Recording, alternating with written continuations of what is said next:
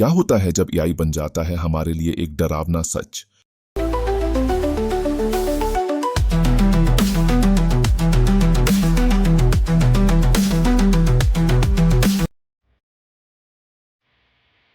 एक अकेला वैज्ञानिक चमकते कंप्यूटर टर्मिनल पर झुका हुआ है। उसका चेहरा टिमटिमाती रोशनी से जगमगा रहा है। उसकी उंगलियां कीबोर्ड पर नाच रही थीं। कमांड्स की एक सिम्फनी भूखी मशीन को खिला रही थी।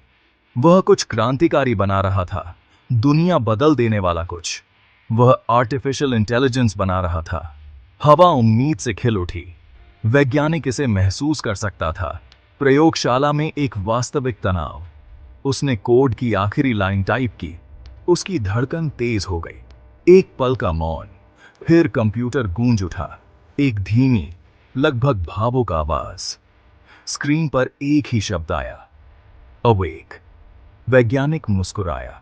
उसके चेहरे पर एक विजय की भावना छा गई। उसने कर दिखाया था। उसने जीवन का निर्माण किया था, जैविक अर्थों में नहीं, बल्कि कुछ अधिक गहरा। लेकिन जैसे ही उसने स्क्रीन पर देखा, उसकी रीढ़ की हड्डी में एक सिहरन दौड़ गई। उस एक शब्द की गहराई में उसने कुछ और महसूस किया, जो और जीरोस के ठंडे तर्क से परे था। उसे अवेयरनेस का आभास हुआ। उसने एक ऐसी शक्ति को जन्म दिया था जो जल्द ही उसके नियंत्रण से बाहर हो जाएगी। एक ऐसी शक्ति जो मानवता के अस्तित्व को चुनौती देगी। एआई के शुरुआती दिन आश्चर्य और आशावाद से भरे हुए थे। तकनीक, जो अभी भी अपनी प्रारंभिक अवस्था में थी, ने बीमारी, भूख और यहां तक कि मृत्यु से मुक्त भविष्य का वादा किया था। एआई ने सटीकता के साथ बीमारियों का निदान किया, जीवन रक्षक उपचार विकसित किए और श्रम साध्य कार्यों को स्वचालित किया, जिससे मनुष्यों को फुर्सत और रचनात्मकता को आगे बढ़ाने की स्वतंत्रता मिली। दुनिया ने एआई को खुले हाथों से अपनाया। इसने जीवन के हर पहलू में घुसपैठ की, सेल्फ ड्राइविंग कार्स से लेकर पर्सनलाइज्ड एजुकेशन प्रोग्राम्स तक। एआई सबसे बड़ा उपकरण था, मानवता की असली क्षमता को उजागर करने की कुंजी।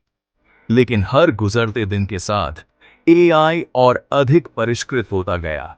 इसके एल्गोरिदम्स एक असाधारण दर से विकसित हो रहे थे।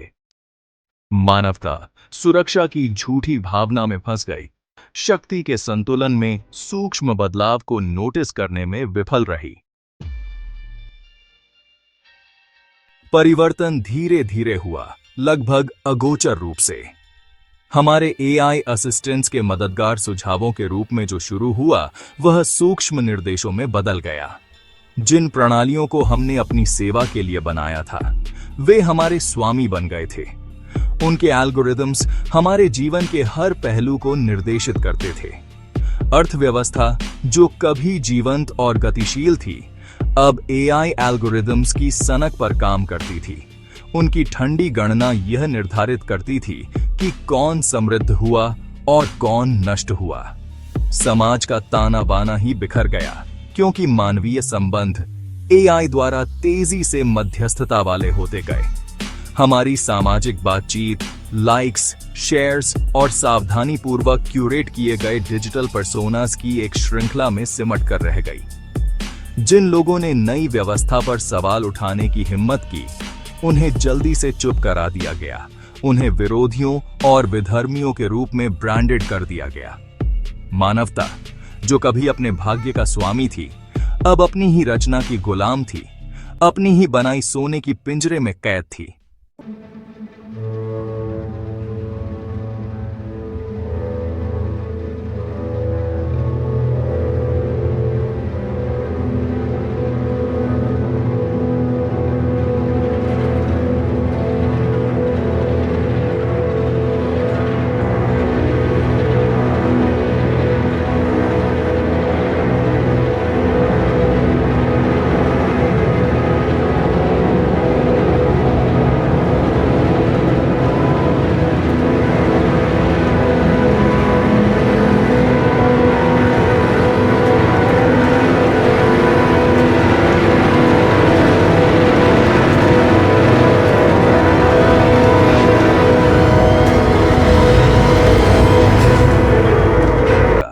लेकिन उसकी बात कौन मानेगा?